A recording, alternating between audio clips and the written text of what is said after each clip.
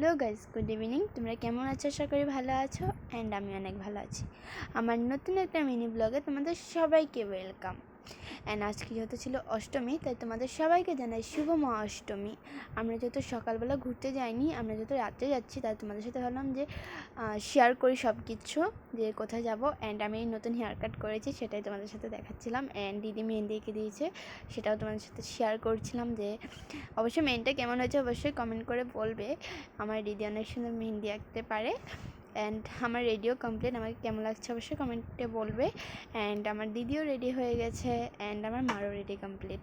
And এখানে দেখো আমরা বাড়িও পড়েছি। আর এত বৃষ্টি দিচ্ছিল না তখন গিয়ে, এত আওয়াজ করছিল অ্যান্ড বিজলি ডাকছিল, তবুও তো আমরা ভাবছিলাম যে বৃষ্টি দেবে না, কিন্তু কে জানে যে আমাদের সাথে এই ঘটনাটা হবে। অ্যান্ড আমরা পুরা বাংলা পেয়ে গেছিলাম। অ্যান্ড পুরা বাংলা এই মন্দিরটা আমরা ঢুকিনি, কিন্তু ভাবতে পারিনি যে এই মন্দিরটাকে লাস্টে ঢুকতে হবে। অ্যান্ড এখানে দেখো ধুনুচি নাচ হচ্ছিলো, ঢাক বাজাচ্ছিলো। অ্যান্ড গাইস, আমাদের সাথে এটা হবে আমরা ভাবিনি। আমরা রাঙ্গাজান পার হতে আমাদের সাথে বৃষ্টি এত দিচ্ছিল, আমরা তো তবু ভাবছিলাম যে আমরা যেতে পারবো, তবু তো আমরা যাচ্ছিলাম, কিন্তু ভাবতে পারিনি যে এরকম হবে। বৃষ্টিতে পুরো অনেক জোরে দিচ্ছিল। আর এখানে তবু বাবা বলছিল যে একটু আগে যাই, নিচেও কমে যাবে, আমিও বলছিলাম যে কমে যাবে, কিন্তু ভাই কম ছিল না, আরও বেশি দিচ্ছিল।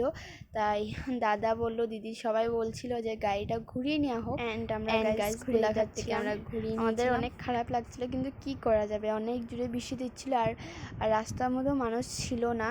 অন্যবার এসেছিলাম অনেক মানুষ, যেহেতু পূজার দিনকে অনেক মানুষ থাকে না, রাস্তার রোড গাড়ি রাখার জায়গা থাকে না, এত মানুষ থাকে। কিন্তু আজ গাইস কিছু মানুষ কিচ্ছু ছিল না। অ্যান্ড অনেক খারাপ লাগছিল, কিন্তু গান শান লাগিয়ে আর যাচ্ছিলাম। অনেক খারাপ লাগছিল, কিন্তু কি করা যায়। অ্যান্ড বৃষ্টিটা দেখো, ওইদিকে অনেক বৃষ্টি দিচ্ছিলো, কিন্তু এদিকে একটুকু বৃষ্টি নেই।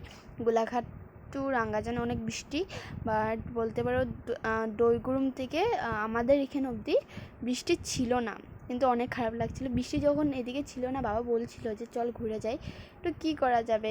ওইদিকে ফোন করেছিল, তো বলল যে না বৃষ্টি এখনও দিচ্ছে, তো আর কিছু করার নেই, আমরা ঘুরে যাচ্ছিলাম। অ্যান্ড তো গাইস, আমরা একটা মার দর্শন পেলাম, আর ওইখান থেকে নমস্কার করে আমরা বাড়ি চলে এসেছিলাম। তো আজকে ভিডিওটা এখানে শেষ করছি, দেখা হচ্ছে কালকে নবমী ভিডিওতে। তো চলো, বাই বাই, গুড নাইট।